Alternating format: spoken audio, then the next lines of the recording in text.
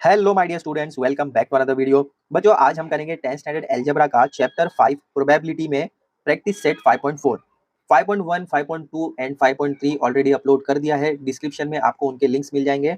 Video में आगे बढ़ने से पहले चैनल को सब्सक्राइब कर लो और बेल आइकन को प्रेस कर दो ताकि जब कभी भी न्यू चैप्टर या न्यू वीडियो अपलोड हो तो नोटिफिकेशन सबसे पहले आपको मिले। आइए फटाफट से स्टार्ट करते हैं आज की क्लास। 5.4 में फर्स्ट क्वेश्चन आपको दिया है, if two coins are tossed find the probability of the following events. पहला है getting at least one head, getting no head. तो सबसे पहले यहाँ पर मैं आपको समझा दूं, अब तक हमने जो 3 प्रैक्टिस सेट किए हैं उसमें हम सैंपल स्पेस निकालते थे, फिर नंबर ऑफ सैंपल स्पेस निकालते थे। अब यहाँ पर आपको एक फॉर्मूला दिया गया है, अगर आपको इवेंट ए निकालना है तो पहले आप एस निकालेंगे, ठीक है। तो नंबर ऑफ सैंपल स्पेस रहेगा जो भी रहेगा, फिर इसके बाद आपने इवेंट ए निकाला तो यहाँ पर आपका number of sample space event A का रहेगा।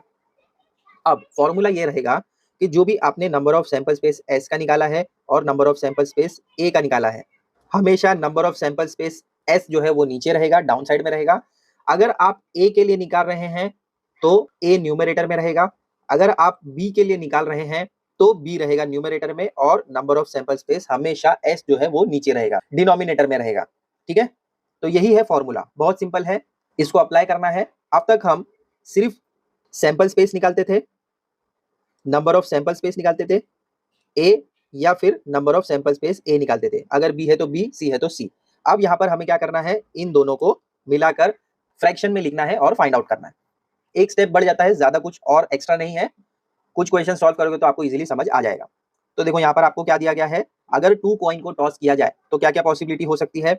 हो सकता है कि दोनों में हेड हेड आए, या हो सकता है कि दोनों में टेल टेल आ जाए, या हो सकता है पहले वाले में हेड दूसरे वाले में टेल, या फिर पहले वाले में टेल दूसरे वाले में हेड। यही 4 पॉसिबिलिटी हो सकती है अगर 2 कॉइन को एक साथ टॉस किया जाए। तो सैंपल स्पेस यहाँ पर क्या आ जाएगा, S is equal to H H H T T H या फिर टी टी, ठीक है। तो number of sample space S क्या रहेगा, 4 रहेगा। अब कंडीशन फर्स्ट आपको क्या दी गई है, गेटिंग एटलीस्ट वन हेड। इससे पहले वाले प्रैक्टिस सेट में आपको event A, event B, event C दिया गया था, यहाँ पर आपको कंडीशन दी गई है फर्स्ट एंड सेकंड। तो हम पहले ये जो फर्स्ट वाला दिया गया है इसको कंसीडर कर लेते हैं कि ये इवेंट ए है। तो लिखेंगे let A be the event of getting at least one head, ठीक है। इसको हमने ए कंसीडर कर लिया। अब एटलीस्ट वन हेड कह रहे हैं तो यहाँ पर ये लास्ट वाला कंसीडर नहीं होगा, बाकी के ये तीनों आ जाएंगे। So therefore A is equal to H T T H H H, ठीक है। तो number of sample space A का क्या रहेगा, 3 रहेगा। अब यहाँ पर आपको समझना है आपका फॉर्मूला, ए का निकालना है तो probability of A, P A का मतलब है प्रोबेबिलिटी।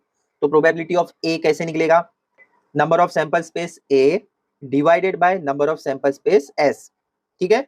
जो भी आपको ए मिला है, ए क्या मिला है, 3 मिला है, तो 3 आ जाएगा अपसाइड में, और डिनोमिनेटर में क्या है, number of sample space S क्या मिला है, number of sample space S 4 मिला है, तो यहाँ पर आ जाएगा 4, 3/4 रहेगा इसका प्रोबेबिलिटी। बस यही है, हो गया आपका फर्स्ट वाला कंडीशन सॉल्व। अब सेकंड कंडीशन में क्या कह रहे हैं, देखो गेटिंग नो हेड, तो वो तो सिर्फ एक ही हो सकता है जिसमें दोनों टेल टेल हो। तो number of sample space B का क्या रहेगा, ओनली 1 रहेगा, है ना। तो लिख दो उसको भी, ऐसे आ जाएगा। अब इसके बाद हमें प्रोबेबिलिटी ऑफ बी निकालना है, तो P B is equal to क्या रहेगा formula, number of sample space B upon number of sample space S, which is equal to B में मुझे 1 मिला है और एस में मुझे 4 मिला है, तो 1/4 रहेगा इसका प्रोबेबिलिटी ऑफ बी। तो हो गया आपका फर्स्ट वाला क्वेश्चन सॉल्व। प्रोबेबिलिटी ऑफ ए यहाँ पर 3/4 है, प्रोबेबिलिटी ऑफ बी यहाँ पर 1/4 है।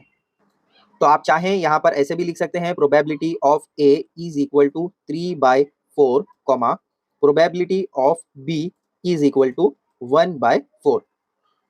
अगर ये डिवाइड होते हैं तो आपको डिवाइड करना है, आगे कुछ क्वेश्चंस ऐसे आएंगे जो डिवाइड होते रहेंगे तो आपको डिवाइड करना पड़ेगा। तो हो गया फर्स्ट वाला क्वेश्चन सॉल्व। आइए सेकंड वाला क्वेश्चन देखते हैं। सेकंड क्वेश्चन में आपको दिया है, if 2 dice are rolled simultaneously find the probability of the following events.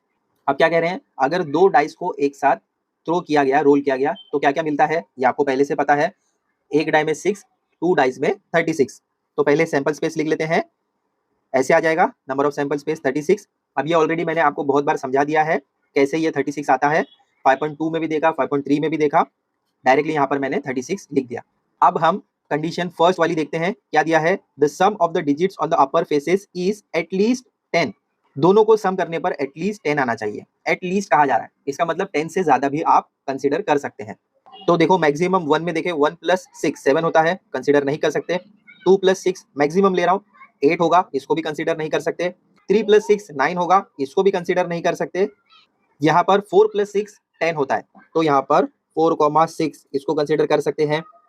5,5 10 होता है, इसको भी कंसीडर कर लेंगे। 5,6 11 हो जाएगा दोनों को प्लस करने के बाद। 6 + 4 10 हो सकता है। 6 + 5 11, 6 + 6 12। कितने मिल रहे हैं देखो, डाउन में 3 2 1, टोटल 6 मिल रहे हैं। तो पहले हम लिखेंगे let A be the event that the sum of the digits on the upper faces is at least 10। पहले हमने इवेंट ए कंसीडर किया जिसमें के दोनों का सम करने पर आपको एटलीस्ट 10 मिले। तो क्या क्या मिल रहा था, therefore A is equal to 4,6 5,5 6,4 6,5 6,6। ये 6 पॉसिबिलिटीज हमें मिल रही थी, दोनों को सम करने के बाद एटलीस्ट 10 या फिर 10 से बिगर नंबर हमें मिल रहा था। So number of sample space A यहाँ पर 6 रहेगा। अब प्रोबेबिलिटी ऑफ ए निकालना है तो कैसे निकलेगा, number of sample space A upon में number of sample space S. A क्या मिला था, 6 मिला था और एस मिला था 36। दोनों देखो एक ही टेबल में डिवाइड होते हैं। 6 1 जा 6, 6 6 जा 36, तो 1/6 आ जाएगा। यहाँ पर हम लिख सकते हैं probability of A is equal to 1/6। तो ये आपका फर्स्ट वाला कंडीशन हो गया सॉल्व। ठीक है, सेकंड कंडीशन देखो क्या दिया गया है, the sum of the digits on the upper faces is 33। दोनों को सम करने के बाद 33 आना चाहिए। तो ऐसा हो सकता है क्या दोनों को सम करने के बाद 33 आए। मैक्सिमम यहाँ पर आपको जो दिया गया है वो 6 + 6 ये सबसे बिगर है, दोनों को प्लस करने के बाद आपको 12 ही मिलेगा। तो ये पॉसिबल ही नहीं है कि दोनों को सम करने पर आपको 33 मिले। तो ऐसे लिखेंगे the sum of the digits on the upper face can be maximum 12। 12 से ज्यादा हो नहीं सकता। So therefore event B is an impossible event. Therefore B is equal to 0 रहेगा, number of sample space B 0 रहेगा। अब प्रोबेबिलिटी अगर मुझे निकालना है बी का तो कैसे निकलेगा, probability of B is equal to number of sample space B upon number of sample space S which is equal to 0/36 आ जाएगा और इसको डिवाइड करने पर आपको 0 ही मिलेगा। सो देयरफॉर हम लिखेंगे यहाँ पर probability of B is equal to 0, है ना। इसको अगर आप डिवाइड करते हो तो आपको 0 ही मिलने वाला है। 0 को किसी भी नंबर से डिवाइड करो या मल्टीप्लाई करो आपको 0 ही मिलेगा। अब थर्ड कंडीशन देखो यहाँ पर आपको क्या दी गई है, the digit on the first die is greater than the digit on the second die. तो फर्स्ट वाला ग्रेटर होना चाहिए सेकेंड वाले से। तो 1 वाला जितना भी है वो तो कंसिडर हो ही नहीं सकता। सेकेंड वाले में ये हो सकता है कि 2,1 2 बिगर है 1 स्मॉलर है। 3,1 कंसिडर हो सकता है, 3,2 भी कंसिडर हो सकता है क्योंकि 2 स्मॉलर है। 4,1 कंसिडर होगा, 4,2 कंसिडर हो सकता है, 4,3 भी कंसिडर हो सकता है। फिर नेक्स्ट वाले में 5,1 5,2 5,3 5,4। फिर सिक्स वाले में 6,1 6,2 6,3 6,4 6,5 यहाँ तक कंसिडर हो सकता है। कितने बन जा रहे हैं देखो, पहले नोट डाउन कर लेते हैं यहाँ पर। C is equal to 2,1 3,1 3,2 4,1 4,2 4,3 5,1 5,2 5,3। इस तरीके से पूरे नोट कर लो कितने बन रहे हैं, 1 2 3 4 5 6 7 8 9 10 11 12 13 14 15। तो number of sample space C रहेगा 15। अब प्रोबेबिलिटी ऑफ C मुझे निकालना है तो फॉर्मूला उसका ये रहेगा, number of sample space C upon number of sample space S which is equal to 15/36। और इनको सॉल्व करने पर आपको मिलेगा 5/12। देखो 3 के टेबल में डिवाइड होता है, 3 5 जा 15 3 1 जा 3 3 2 जा 6 विच इज इक्वल टू, यहाँ पर हम कह सकते हैं कि probability of C is equal to 5/12। आया समझ में। तो ये तीनों कंडीशन हमने सॉल्व कर ली। सेकंड वाला क्वेश्चन हो गया सॉल्व। आइए थर्ड वाला क्वेश्चन सॉल्व करते हैं। थर्ड क्वेश्चन में आपको दिया है there are 15 tickets in a box each bearing one of the numbers from 1 to 15. One ticket is drawn at random from the box. Find the probability of event that the ticket drawn shows an even number, shows a number which is multiple of 5. तो पहले हम question का first वाला जो part दिया गया है आपको बताया जा रहा है कि उसमें 15 टिकट्स हैं। तो नंबर ऑफ सैंपल स्पेस क्या रहेगा, 1 से 15 रहेगा। पहले लिख लेते हैं सैंपल स्पेस, ऐसे आ जाएगा 1 से 15 क्योंकि यहाँ पर आपको नंबर 1 to 15 दिया गया है। अब नंबर ऑफ सैंपल स्पेस अगर इसका निकालें तो 15 होगा। इवेंट 1 आपको दिया गया है शोज एन इवन नंबर, तो हम पहले कंसीडर करते हैं let A be the event that the ticket drawn shows an even number. Even number क्या होता है बच्चों, 2 4 6 मल्टीपल ऑफ 2, है ना। तो पहले ए का लिख लो, ए इज इक्वल टू 2 4 6 8 14 तक आ जाएगा क्योंकि मैक्सिमम यहाँ पर 14 ही है। तो number of sample space A का रहेगा 7। अब प्रोबेबिलिटी ऑफ ए अगर आपको निकालना है तो फॉर्मूला है n A upon n S, 7/15 ऐसे आ जाएगा। यही रहेगा आपका प्रोबेबिलिटी ऑफ ए। अब सेकंड कंडीशन आपको दी गई है कि मल्टीपल ऑफ 5 आना चाहिए। तो 5 का टेबल तो आपको आता है ना, 5 10 15, ये तीन ही कंडीशन हो सकती है। तो बी में आ जाएगा 5 10 15। Number of sample space B का रहेगा 3। अब प्रोबेबिलिटी ऑफ बी निकालना है तो ये रहेगा फॉर्मूला। अगेन ये 3 के टेबल में डिवाइड हो रहा है, 3 1 जा 3, 3 5 जा 15। तो लास्ट में हम लिख सकते हैं probability of B is equal to 1/5। हो गया थर्ड वाला क्वेश्चन भी सॉल्व। आइए फोर्थ क्वेश्चन देखते हैं। A two-digit number is formed with digits 2, 3, 5, 7, 9 without repetition. What is the probability that the number formed is an odd number, a multiple of 5? अब ये ऐसा क्वेश्चन हमने 5.3 में भी सॉल्व किया था जिसमें 2 डिजिट नंबर फॉर्म करने को कहा गया था, रिपीट नहीं करना है। यहाँ पर डिजिट्स अलग हैं, वहां पर अलग थे। पहले नंबर देखो क्या क्या बनेंगे। 2 डिजिट नंबर यहाँ पर आपको बन सकता है 23, 25, 27, 29। ठीक है, रिपीट नहीं करना है।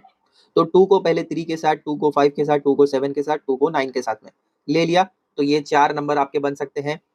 फिर 3 के साथ करेंगे तो 3 2 ऐसे आ जाएगा, 3 5 37 39 ऐसे आ जाएगा। फिर 5 ले लो, 52 53 57 एंड 59 ऐसे आ जाएगा। फिर 7 ले लो, 72 73 77 नहीं हो सकता। ठीक है, तो यहाँ पर 75 रहेगा और 79 रहेगा। फिर लास्ट में आ जाएगा 9, तो 92 93 95 एंड 97। देखो कितने बन रहे हैं, 1 2 3 4।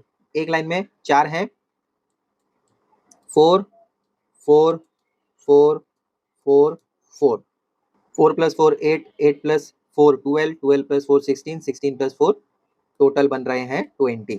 ठीक है, तो पहले सैंपल स्पेस लिख लेते हैं, ये सारे नंबर्स थे और नंबर ऑफ सैंपल स्पेस 20 रहेगा। अब इवेंट ए को हम कंसीडर करेंगे। Let A be the event that the number formed is an odd number.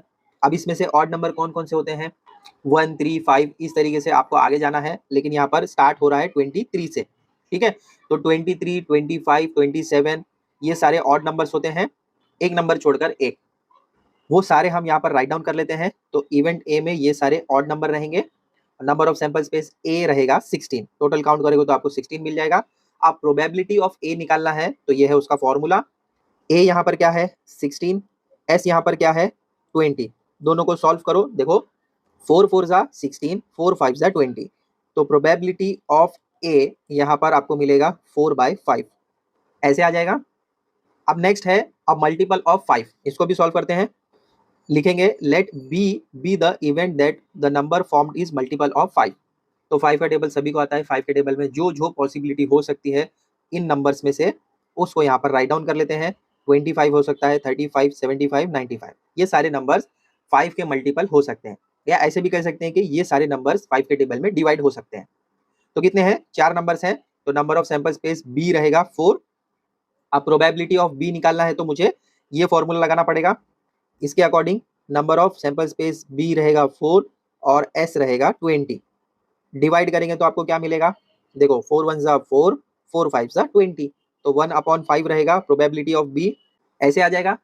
तो हो गया फोर्थ वाला क्वेश्चन भी सॉल्व, देख लो अच्छे से। अब लास्ट फिफ्थ वाला क्वेश्चन आपको दिया है, a card is drawn at random from a pack of well shuffled 52 playing cards, find the probability that the card drawn is an ace a spade. सबसे पहले आपको कार्ड्स का नॉलेज होना चाहिए, यानी कार्ड्स के बारे में पता होना चाहिए। ज्यादा टेंशन लेने वाली बात नहीं है, मैं आपको बता देता हूँ। ये तो आपको पता है कि टोटल 52 कार्ड्स होते हैं, तो नंबर ऑफ सैंपल स्पेस इसका 52 रहेगा। यहाँ पर सिर्फ हमें नंबर से मतलब है, कौन कौन से हैं। अब उसमें 26 रेड है, 26 ब्लैक है, ये सब डिटेल में जाने की जरूरत नहीं है। टोटल कितना है 52, तो डायरेक्टली हम 52 लिखेंगे। अब इवेंट ए आपको क्या दिया गया है, सब एस होना चाहिए। तो यहाँ पर लिखेंगे let A be the event that the card drawn is an ace. अब यहाँ पर ध्यान से समझिए, यहाँ पर आपको टोटल 4 एस दिखते हैं। ठीक है, जो कि इस तरीके के होते हैं, 2 ब्लैक एंड 2 रेड। तो जस्ट आपको ये याद रखना है 4 ही एस होते हैं। टोटल 52 कार्ड्स में 4 एस कार्ड होते हैं। समझ गए यहाँ तक? तो हम लिखेंगे number of sample space A is equal to 4, क्योंकि यहाँ पर देखो 4 है, एस यहाँ पर स्पेड में भी है, एस हार्ट में भी है, क्लब में भी है, डायमंड में भी है, तो टोटल 4 एस है, इसीलिए नंबर ऑफ सैंपल स्पेस ए 4 लिखा है। अब इसका प्रोबेबिलिटी निकालेंगे तो कैसे निकालेंगे? Probability of A is equal to number of sample space A upon number of sample space S. A क्या है? 4 है, एस क्या है? 52 है। देखो 4 के टेबल में डिवाइड होता है क्या? हो जाएगा ना, 4 1 जा 4, यहाँ पर भी 4 1 जा 4, एक बच गया तो ये 12 हो जाएगा, 4 3 जा 12, तो 1 अपॉन 13 आ जाएगा प्रोबेबिलिटी ऑफ ए। लास्ट में ऐसे लिखेंगे therefore probability of A is equal to 1 upon 13। अब सेकंड कंडीशन आपको दी गई है कि स्पेड होना चाहिए, तो यहाँ पर भी हम लिखेंगे let B be the event that the card drawn is a spade. अब स्पेड कितने होते हैं वो भी समझ लीजिए। देखो यहाँ पर आपको दिया गया है 13 स्पेड, बस इतना याद रखना है। एस कितने होते हैं? टोटल 4 होते हैं एस, और स्पेड होते हैं 13, क्लब भी होते हैं 13। तो ये जो हेडिंग्स दी गई है आपको, बस इसको ध्यान में रखो, इससे रिलेटेड कोई भी क्वेश्चन आ सकता है। तो यहाँ पर सिर्फ ब्लैक कार्ड के बारे में क्वेश्चन पूछा गया है, हो सकता है आपको रेड वाले कार्ड जो है उसके बारे में भी पूछें, तो उसकी भी प्रैक्टिस कर लीजिएगा। तो टोटल स्पेड यहाँ पर 13 है, तो number of sample space B 13 रहेगा। प्रोबेबिलिटी ऑफ बी निकालना है, तो ये फॉर्मूला अप्लाई करो। बी यहाँ पर है 13, एस यहाँ पर है 52, तो 13 के टेबल में 52 आता है, आपको पता होगा 4 टाइम्स, तो 13 1 जा 13, 13 4 जा 52, ऐसे आ जाएगा लास्ट में। Therefore probability of B is equal to 1 upon 4। तो इसी के साथ आपका प्रैक्टिस सेट 5.4 कंप्लीट होता है यहाँ पर। ऐसे ही इजी सोल्यूशन वाले वीडियोस के लिए चैनल को सब्सक्राइब कर लो। मिलते हैं बच्चों अगले वीडियो में एक नए टॉपिक के साथ। Till then take care, bye.